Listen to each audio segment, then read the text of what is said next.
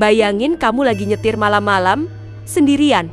Jam sudah lewat tengah malam, jalanan sepi, lampu jalan mati, hanya cahaya dari lampu kendaraan yang menerangi aspal di depanmu. Tapi entah kenapa, suasananya beda, dingin, sunyi, kayak ada yang aneh. Kamu cek spion, kosong, tapi kok rasanya kayak ada yang duduk di jok belakang. Kamu percepat laju kendaraan, dan di kejauhan, kamu melihat seseorang berdiri di tengah jalan. Tapi saat kamu berkedip, dia hilang. Tenang, kamu gak sendirian, karena banyak orang di Indonesia yang pernah ngalamin kejadian serupa. Dan itu semua terjadi di jalanan-jalanan tertentu. Jalanan yang bukan cuma bikin merinding, tapi juga menyimpan misteri yang belum terpecahkan. Sampai sekarang, di episode kali ini, kita akan bahas satu persatu jalan-jalan terseram di Indonesia. Dari yang penuh penampakan, sampai yang dikenal suka memanggil korban. Tapi tenang, kita nggak cuma bahas horornya aja, kita juga akan bongkar sisi logisnya. Jadi siapin mental kamu, dan jangan nonton sendirian ya.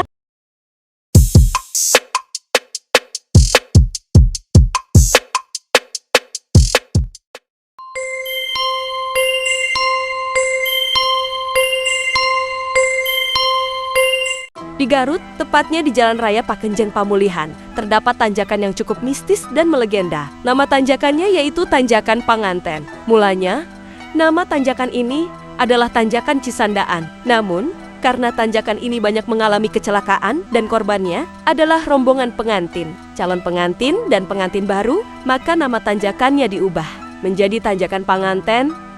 Tanjakan Panganten terletak di sebuah tebing. Tanjakan ini bermedan curam dengan tingkat kemiringan sekitar 45 derajat. Selain medan yang terjal, suasana ruas jalan sepanjang 700 meter terlihat sangat sepi. Tebing, jurang, dan hutan yang berada di Tanjakan Panganten ini menambah suasana seram dan ekstrim. Tanjakan Panganten di Garut dikenal sebagai lokasi yang sering terjadi kecelakaan, dan ada mitos yang mengatakan bahwa tempat ini sering menjadi lokasi kecelakaan bagi rombongan pengantin. Terlepas dari benar atau tidaknya mitos tersebut, Tanjakan Panganten memang cukup terjal untuk dilalui, apalagi bagi mereka yang belum terbiasa melewatinya. Terdapat jurang di samping kiri dan tebing setinggi 100 meteran di sebelah kanan jalan. Setelah menurun sejauh 700 meter, jalan kemudian menukik ke kanan. Selain itu, kabut yang kerap turun di waktu-waktu tertentu, seperti setelah hujan turun, membuat jalan ini juga berbahaya untuk dilalui. Beragam upaya dilakukan pemerintah untuk mengantisipasi kecelakaan di jalur ini.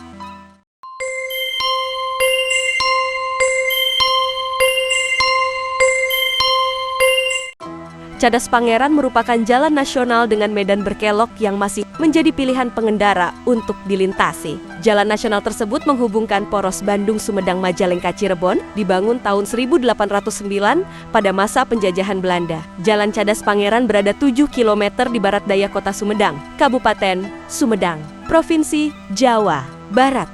Pengendara yang melintas jalan berkelok Cadas Pangeran akan disuguhkan pemandangan alam asri. Di satu sisi, Jalan Cadas Pangeran dipandang berbahaya lantaran memiliki tikungan berkelok tajam dan sejumlah tanjakan, serta turunan yang curam, dikenal angker. Kadang disebut alas robanya. Jawa Barat, warga sekitar mengaku banyak mendengar cerita menakutkan ketika melintasi jalan ini. Sebuah daerah yang dikenal juga sebagai lokasi pembuangan mayat kala Petrus. Di tahun 80-an, sejarah mencatat Cadas Pangeran termasuk dalam proyek Jalan Raya Pos Anyer, Panarukan yang digagas oleh Gubernur Jenderal Hindia Belanda, Herman Willem Daendels pada ke-1809.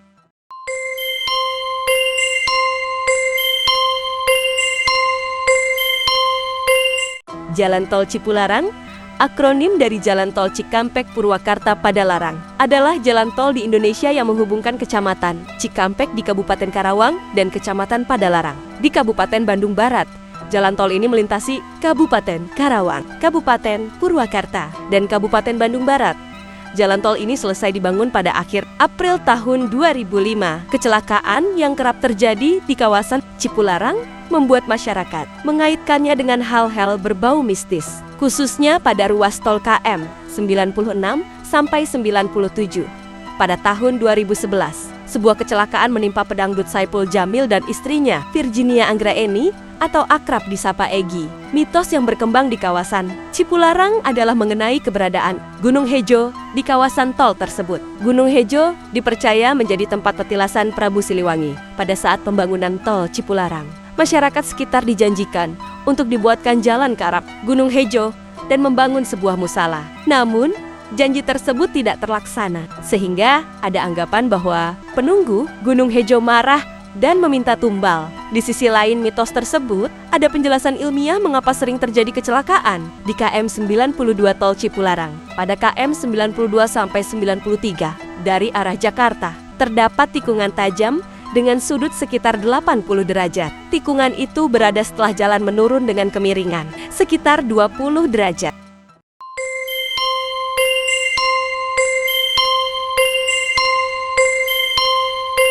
Tanjakan Emen disebut demikian karena diyakini sebagai tempat kejadian kecelakaan yang menyebabkan meninggalnya seorang pria bernama Emen. Emen adalah seorang sopir oplet atau kernet, angkutan umum jurusan Subang Bandung yang meninggal akibat kecelakaan. Sejak kejadian itu, tanjakan tersebut sering dikaitkan dengan mitos dan kisah mistis, serta menjadi tempat di mana beberapa orang meyakini Emen memiliki arwah yang menempati lokasi tersebut. Cerita Emen mempunyai beragam versi, namun semuanya dikaitkan dengan kejadian kecelakaan di lokasi itu pada 1960-an. Ada yang mengatakan Emen adalah sopir pengangkut sayur. Versi lainnya menyebutkan Emen sebagai kernet angkutan umum Subang Bandung. Namun, semua versi menceritakan Emen meninggal dalam kecelakaan itu. Arwahnya gentayangan di lokasi itu. Selain itu, semua kecelakaan melibatkan pengemudi kendaraan, merupakan warga luar Bandung dan Subang, atau yang belum berpengalaman melintasi jalan itu. Hal ini membuat sopir tidak terlalu memahami medan di tanjakan Emen. Padahal, sejumlah papan informasi mengenai lokasi rawan kecelakaan sudah terpasang, sekitar 3,5 km sebelum tanjakan Emen. Bahkan, sebuah bangkai mobil bekas kecelakaan dijadikan tugu untuk mengingatkan pengendara agar lebih berhati-hati. Terlepas dari cerita Emen yang dituduh suka mengganggu pengemudi, penyebab kecelakaan di tanjakan Emen mempunyai penjelasan logis. Salah satu faktor utamanya adalah medan jalan yang banyak menanjak, menurun, dan berkelok. Kisah Emen dengan segala kontroversinya seperti memberi rambu tegas, tanpa persiapan matang, baik kondisi kendaraan dan mental pengemudinya. Kecelakaan bisa terjadi kapan saja.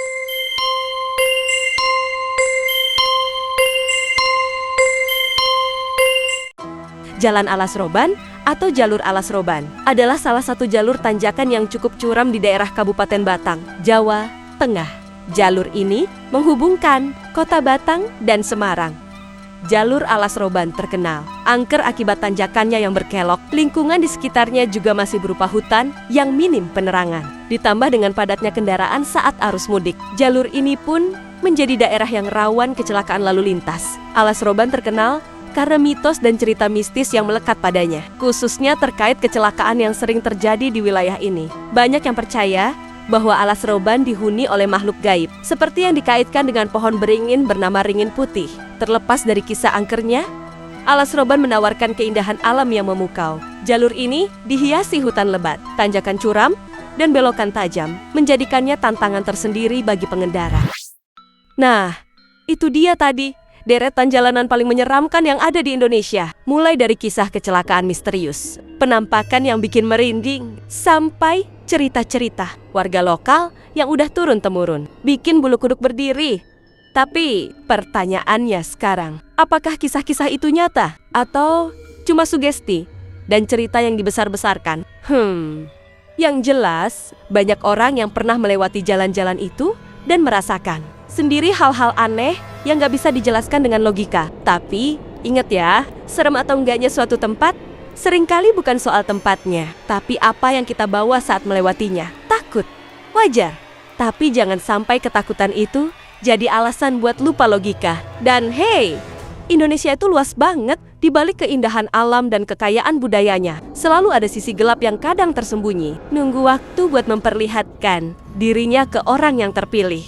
Jadi, kalau suatu hari nanti kamu melewati jalanan sepi, malam-malam, tanpa lampu, cuma ditemani kabut tipis dan suara jangkrik, coba tengok ke kaca spion. Siapa tahu ada yang ikut nebeng. Kalau kamu punya pengalaman mistis di jalan tertentu atau tahu jalan angker yang belum kita bahas, langsung tulis di kolom komentar ya. Cerita kamu bisa aja kita angkat di episode selanjutnya. Jangan lupa like, share, dan subscribe kalau kamu suka konten misteri seperti ini. Dan aktifin loncengnya biar nggak ketinggalan video-video seram lainnya.